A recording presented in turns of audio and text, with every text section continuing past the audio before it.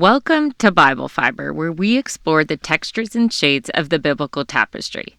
I'm Shelley Neese, president of the Jerusalem Connection, a Christian organization dedicated to sharing the stories of Israel's people, both ancient and modern. I'm also the author of the book, Bible Fiber, a 52-week study of the 12 minor prophets, available on Amazon. This week's reading portion covers Numbers 13:1 to 15:41. It contains one of the most famous stories in the Torah, the episode of the 12 spies. 12 appointed leaders went to Canaan to scout the land and its inhabitants. Moses gave them very specific instructions. They were to enter the land through the Negev Desert and journey up to the hill country in the north. They were to take note of the fertility of the land, its trees, and its produce. Also, the scouts needed to assess if the people in the land were strong or weak, numerous or sparse, and if the towns were fortified. After 40 days, the spies returned carrying a cluster of grapes so large that they had to drape it from a pole held between two men. They reported that the land was indeed flowing with milk and honey. Side note, for decades, the prevailing scholarly consensus was that the Torah's reference to Israel being rich with honey was actually date syrup, because there was no evidence of organized beekeeping in the Iron Age, only just wild honey. However, in 2007, an excavation at Tel Rehov, an ancient city in the Jordan Valley, uncovered the oldest intact commercial beekeeping site ever found in the ancient world. They discovered around 100 unbaked beehives and an industrial-scale honey factory. The Tel Rehov apiary proves that when the spies declared it a land flowing with milk and honey, a commercial bee industry was already part of the landscape. But I still suggest buying date honey from the airport the next time you go to Israel. The spies announced that the people were too powerful and their towns were fortified. They specifically mentioned the Amalekites, Hittites, Jebusites, Amorites, Canaanites, and the giant descendants of Anak. Anak was the chief of a warrior tribe in Hebron. Apparently, the spies were not the only ones who took notice of the Anakites' height. There's a famous letter in the British Museum called the Papyrus Anastasia that dates to the 13th century BCE and describes the people of Canaan as giants. In the letter, the author describes a treacherous mountain pass in Canaan that is guarded by warriors somewhere between 6 and 9 feet tall.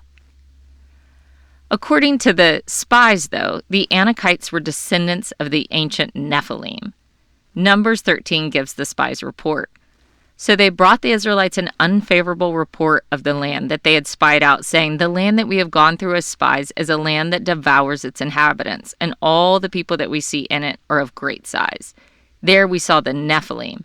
The Anakites come from the Nephilim, and to ourselves we seemed like grasshoppers, and so we seemed to them." To understand why they made this connection of the Anakites to the Nephilim, it helps to examine the ancient context and the theology of the Hebrew Bible. The Nephilim first appear in Genesis 6, and they are described as the offspring of the sons of God and human women. In ancient Israelite thought, the Nephilim were not merely tall humans, they were a hybrid race resulting from a rebellion in the divine realm. They represented ancient chaos and violence and a direct threat to the order God established for creation. The flood narrative immediately follows their introduction, and God acts to cleanse the earth of this corruption. So the spies were essentially claiming that the chaotic monsters of the pre-flood world had survived in Canaan, and this rhetorical choice was meant to emphasize the absolute impossibility of the conquest of Canaan. An army can fight human soldiers, but it can't fight the legendary giants of antiquity. For the 10 spies and the weeping congregation, the presence of the Nephilim meant certain defeat, and it proved the land could never be taken.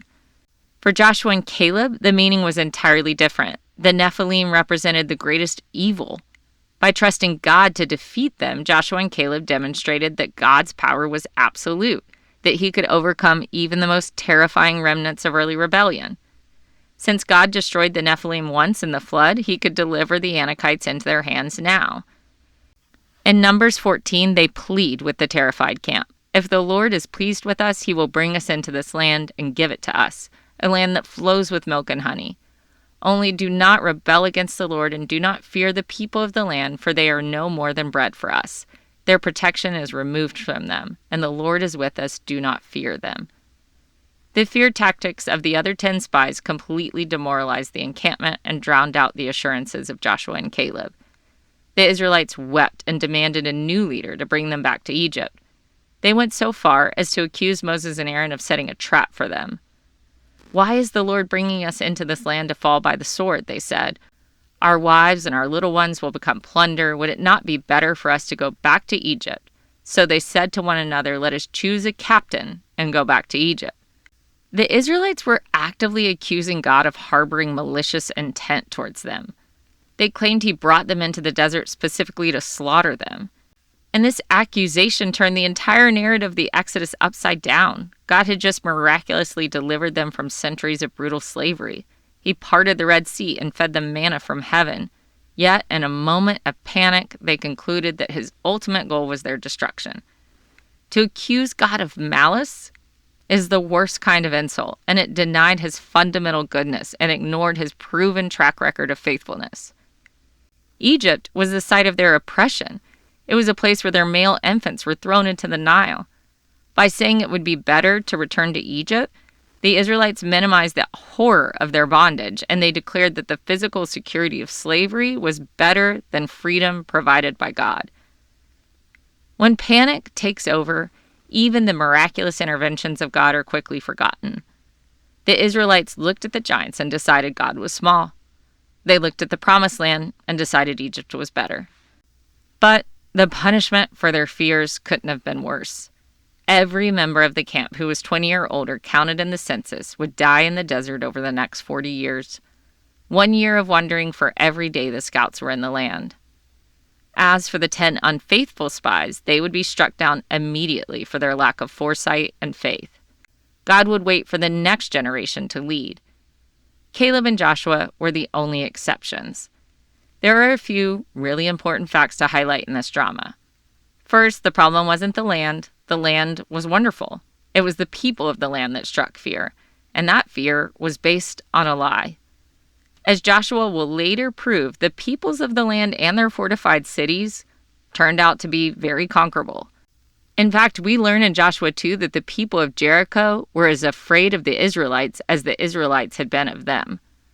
Rahab reported that her people had heard of the mighty wonders that God did in Egypt, and their hearts melted with fear. If the God of the Israelites could bring down the greatest empire in the world, the people of Jericho rightly reasoned that he could certainly flatten the walls of Jericho. Joshua later even drove out the sons of Anak from Hebron. No word of their giant-like stature comes up in Joshua 11. Joshua 11:21 says, "At that time Joshua came and wiped out the Anakites from the hill country, from Hebron, from Debir, from Anab, and from all the hill country of Judah, and from all the hill country of Israel. Joshua utterly destroyed them with their towns." When I read of the spies account, I can't help but think of the early struggles of Zionist leaders in the 19th and 20th centuries.